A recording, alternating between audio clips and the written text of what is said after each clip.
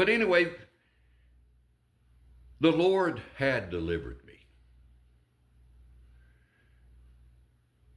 I told you, I learned about my depression came from a demonic spirit. Now, I didn't know that. Not all depressions come from a demonic spirit.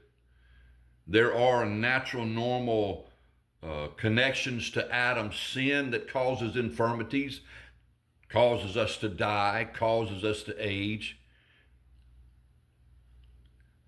But then there are those, though, situations or circumstances where there is a demonic possession, a demonic attachment, a demonic connection that can negatively hurt people.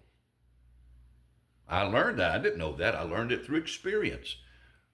Go back and listen to these videos about my deliverance from depression, and you'll learn that. But remember what Jesus said. When a wicked, unclean, demonic spirit is cast out or even detached from people, they go about looking for a fix. But it's like they're in a dry place. They can't get any satisfaction. So they think, well, I'm going to go back where I was cast out of or detached from and see the situation there. And Jesus said in some cases when they come back, they see like a welcome sign. I miss the nicotine. I miss the morphine. I miss the heroin. I miss the orgies. I miss the adultery. But yet, a whole lot more. And so when Jesus said, but the way they think in their wickedness, having hate for God and man, because they have maliciousness in the heart. Evil spirits have malice in their heart towards the human race. And my friends, if you have malice, you wish actual hurt and harm to another human being, it's demonic. It is part of Satan's malicious, evil nature manifested in you. If you wish the President of the United States would fall over dead, and that would be the joy of your life, my friends, you do not know what spirit you are of, and you are in dangerous territory. For the Lord said, those that hate do not, and are filled with malice, do not have eternal life in them. It doesn't matter how many times you bust through the doors of your church.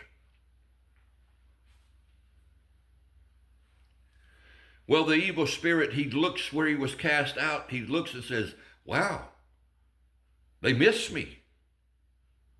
He sees like a come back home sign. But Jesus said he doesn't enter immediately, but rather because he's a malicious spirit, he goes and gets other demons more wicked, ruthless than himself.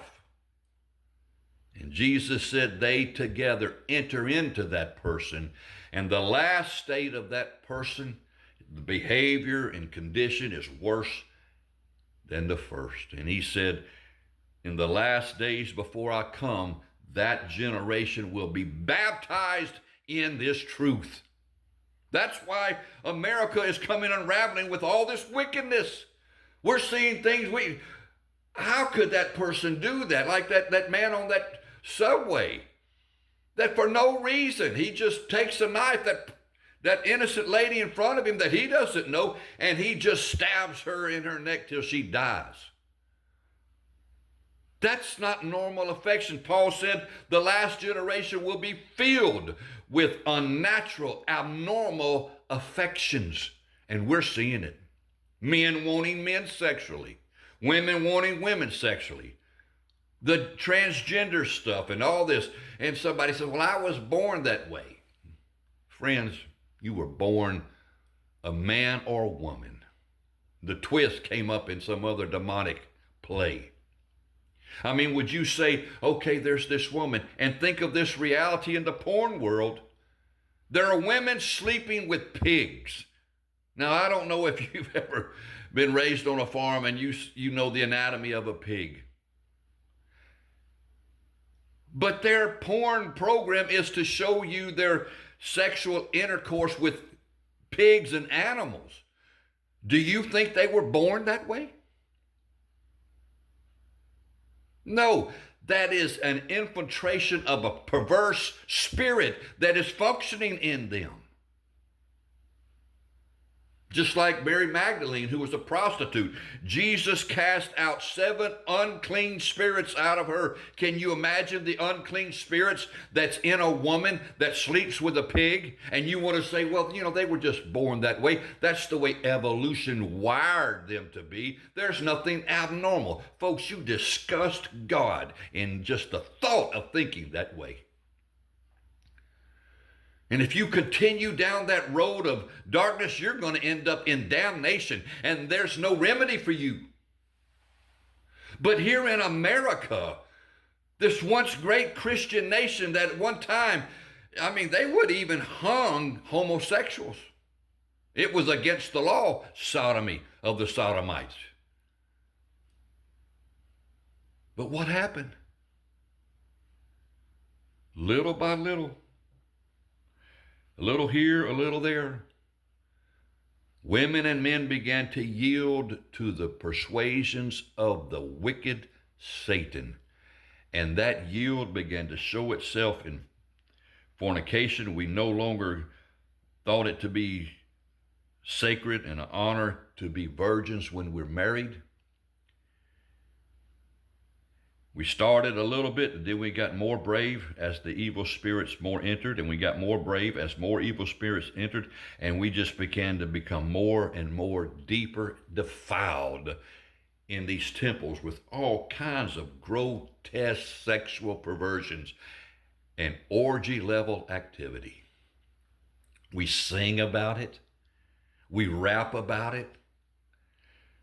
Rock, country, pop, rap, it's all filled with it. And to where even in the church, we have just as many divorces in the church as they do in the world. Like it says, they defile themselves with mankind. We've done it. Oh, how have the mighty fallen? How did Rome, such a great country, fall to ruins? You study it out, part of that fall was sexual perversion and what it does to the human consciousness.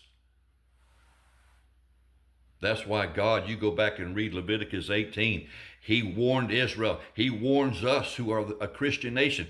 He said, if you revert back to the behavior that these people that possessed this land before you did, and they slept with animals, brothers slept with sisters, moms slept with sons, dads slept with daughters, and people slept with animals, and that orgy. It was sexually perverse. Go back and read it. Leviticus chapter 18. And God told Israel, you better listen. For these people that lived in this land before you, it is vomiting out because of these things. And he said, if you do the same thing, it will regurgitate you out. Well, you know Satan?